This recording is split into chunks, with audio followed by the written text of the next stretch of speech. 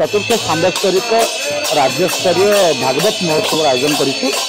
आज हूँ तार प्रथम दिवस। गतकाली अधिवास कार्यक्रम समापन है। ये आप देखुं आप पितल कलश धरी प्राय आम 115 जन प्रयास कर संख्या बढ़ला 115 जन भागवत प्रेमी शुभेच्छु भक्तवृंद ओडिशार विभिन्न स्थान प्रांतर आसछन्ति। भागवत पुंगीर जो मैंने भागवत जागरण कर भागवत संसार एक संगठन तार माँ मैंने समस्त एक भाव में ये बिंदु सागर महाप्रभु श्री अनंत वासुदेवंकर सम्मुख स्थित ब्रह्मघाट बिंदु सागर गंगा पूजन करा जाई ये 115 कलश आसी पहुंच जाइछन्ति एवं एठी आज 13 तारीख ठारू आसंता 19 तारीख पर्यंत सप्ताहव्यापी राज्य स्तरीय श्रीमद भागवत महोत्सव आयोजन हो। ये कार्यक्रम ओडिशार प्राय 23 जिले में आमर प्रवक्ता सदस्य अच्छा प्रवाचक प्रवाचिका प्रवचन कर साधु सन्थ विभिन्न प्रवचन मंचर कर्मकर्ता भागवत जागरण जो मैंने उद्यम कर आध्यात्मिक संगठन ये समस्ते ये 7 दिन धरी आगमन करेंगे। ये आमर नित्य प्रातः काल यज्ञ कार्यक्रम से चलो। ये महाप्रभु निकट में भागवत पाठ हम व्यास पाठ करेंगे। अनुकरण कर प्राय 21 मंडप सम्मान व्यासन सहित भागवत पाठ हम अपराह 4 घटिका ठारू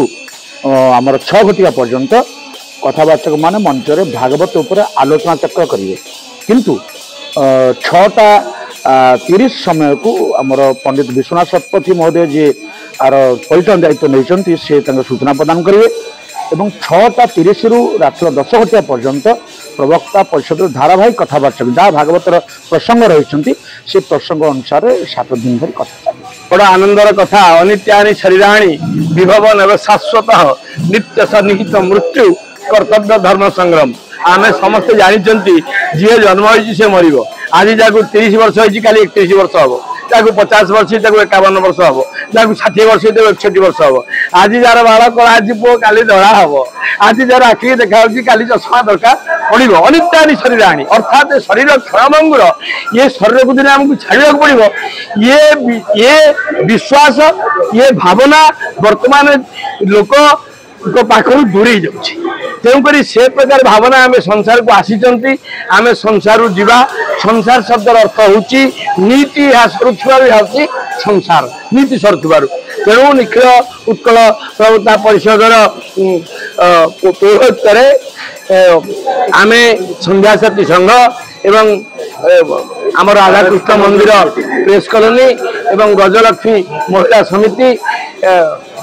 आमर भागवत संसार मंडली विशेष नगर सत्संग मंडली श्रीराम मंदिर ये समस्त सहयोग आम राज्य स्तरीय भागवत समा महोत्सव कार्यक्रम आज अयमारंभ करूँ। आज कलश यात्रा समापन होती आपण मैंने पाठ पढ़ा पढ़ी